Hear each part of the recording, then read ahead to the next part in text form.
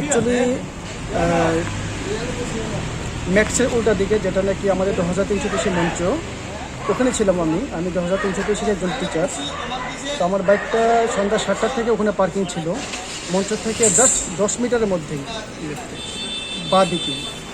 তো আমি অ্যাপ্রক্সিমেট 9টা-9:10 থেকে যখন উঠে আসলাম বাড়িতে চলে যাব বলে, এসে দেখি আমার বাইকটা নেই।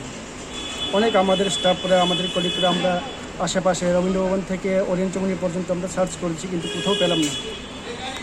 তো আমি এখন থানায় আসলাম, থানায় এসে একটা জিডি এন্ট্রি করলাম।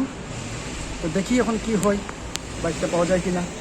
আর আপনারা কাইন্ডলি একটু দেখবেন এটা কি সন্ধান করা যায় কিনা। হ্যাঁ, আমার নাম দিলীপ কিশোর দেববর্মা। আমার নামই বাইকটা ছিল, আমারই ছিল বাইকটা। আর আমার বাইকের নম্বর হচ্ছে TR01X 9199, রেড কালারের Glamour bike, hero Glamour bike. Police বলেছে ওনারা যথাসাধ্য চেষ্টা করবে, হ্যাঁ, সিসি ক্যামেরা পুলিশ চেক করবে। আর আগামীকাল আমার ইন্স্যুরেন্সের কাগজগুলি নিয়ে আবার যোগাযোগ করতে বলেছে ওনারা।